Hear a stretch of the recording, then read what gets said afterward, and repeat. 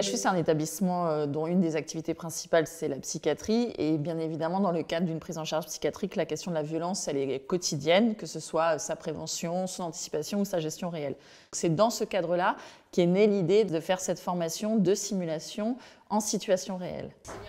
Les collègues ils sont venus à renfort, tout a été organisé, Oui, ça s'est bien passé.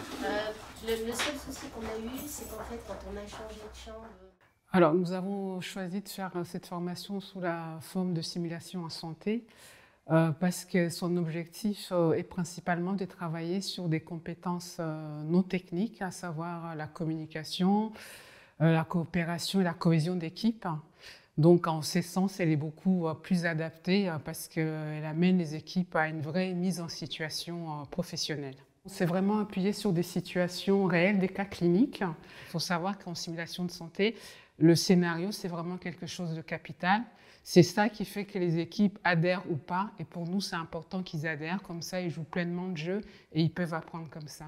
L'idée étant que le scénario doit être le plus crédible possible, mais surtout le plus précis possible, pour donner des outils à l'acteur qui joue le rôle du patient standardisé.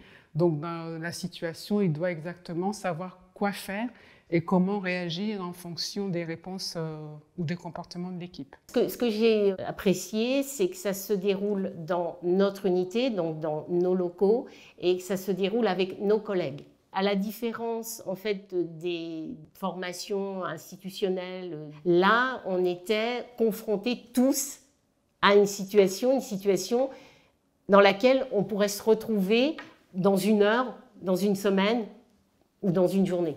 On était confrontés à un scénario d'une patiente en état maniaque qui refusait de rentrer dans sa chambre. Ça nous a surtout permis d'ouvrir en fait des réflexions sur comment est-ce qu'on pourrait améliorer nos prises en charge dans ces cas-là. Non. Après, il a un état clinique aussi qui fait qu'il n'est pas tout à fait dans la réalité non plus là en ce moment. On le surveille parce que justement, tu vois, l'état clinique avec ce qu'on a retrouvé. Alors, avant l'exercice, les difficultés qu'on rencontrait le plus, c'était manque d'organisation, manque de méthode. Il y a aussi quelques appréhensions par rapport à la situation qu'on allait rencontrer, mais surtout par rapport au comportement des collègues.